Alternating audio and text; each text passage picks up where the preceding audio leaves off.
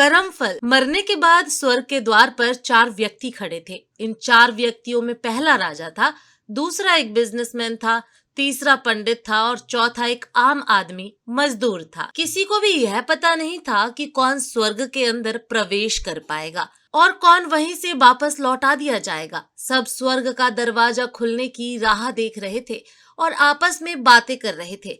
जैसे कि राजा को मरने से पहले से ही आदत थी, उसने अपनी बात सबसे पहले बताई। राजा ने कहा, मैं बहुत प्रख्यात राजा हूँ। मैंने धरती पर अपनी बहुत नाम कमाया है, इसीलिए पूरी संभावना है कि मैं ही स्वर्ग में जाऊंगा। फिर व्यापारी ने अपनी बात सामने रखी। वह बोला, मैंने धरती पर खूब धन कमाया और उस धन से मैंने सैकड़ों लोगों की मदद की, इसलिए मैं ही स्वर्ग का हकदार हूँ। अब बारी थी पंडित की, तो पंडित ने मुंह खोला और सबको यह कहा, चाहे तुम जो सोच लो, लेकिन यह बात तो तय है कि स्वर्ग के दरवाजे खुलेंगे तो मेरे लिए ही। सब जानते हैं कि पंडित दिन रात भगवान को याद करते हैं, इसलिए स्वाभाविक है कि स्वर्ग में पंडित का स्वागत किया जाए। जब सबने अपना अपना पक्ष रख दिया, तब सबकी नजर उस मजदूर पर थी जो चुपचाप अपनी नजरें नीचे झुकाए बिना कुछ बोले वहीं पर खड़ा रहा। स्वर्ग का दरवाजा खुला और वहां पर एक देवदूत आकर खड़ा हो गया। देवदूत के हाथों में एक पुस्तक थी जिसमें इन सभी के कर्मों के बारे में लिखा हुआ था।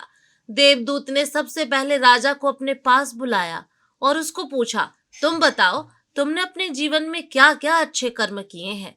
मैं उन्हें इस पुस्तक में देखकर फैसला करूंगा कि तुम्हें अंदर आने देना है या नहीं। राजा ने कहा, मेरा राज्य जितना बड़ा था उतना ही समृद्ध था और मेरी राज्य के सभी लोग खुशहाल थे, सभी बड़े आनंद से रहते थे। मैंने उन्हें कभी भी किसी भी चीज की कमी नहीं होने दी। यही मेरे अच्छे कर्म हैं। देवदूत ने अपने पुस्तक में देखा और देखने के बाद राजा से कहा, तुम सच बोलते हो।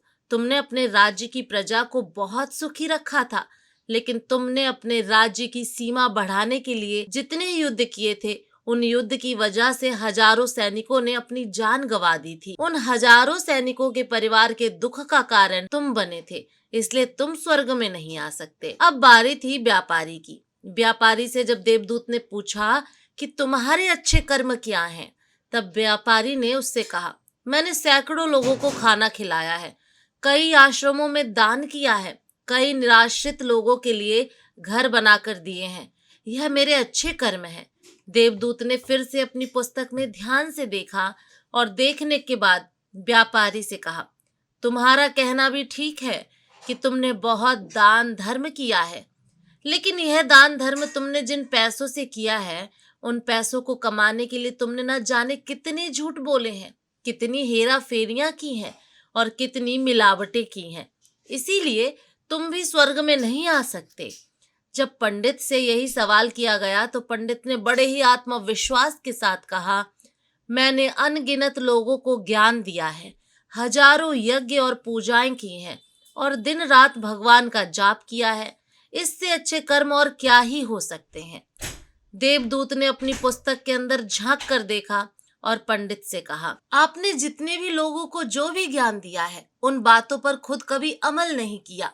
आपने यज्ञ पूजा या भगवान का नाम निस्वार्थ भाव से कभी नहीं लिया, इसलिए आपका भी स्वर्ग में आना प्रतिबंधित है। मजदूर यह सब देखकर हैरान था। वह अब तक जिन्हें महान समझता रहा, उनकी व्याख्या स्वर्ग के दरवाजे पर आकर बदल गई थी। धरती पर जिन कामों को अच्छा समझा जाता है, उनका यहाँ पर कोई मूल्य नहीं था। यमदूत ने जब इस मजदूर को अपने पास बुलाया और इससे पहले कि वह उससे उसके अच्छे कर्मों के बारे में पूछता, मजदूर बोल पड़ा, प्रभु, मैं जानता हूँ कि मैं भी स्वर्ग में आने के लायक नहीं हूँ, लेकिन मैं फिर भी एक बार बाहर से ही स्वर्ग को झांक कर देखना चाहता हूँ।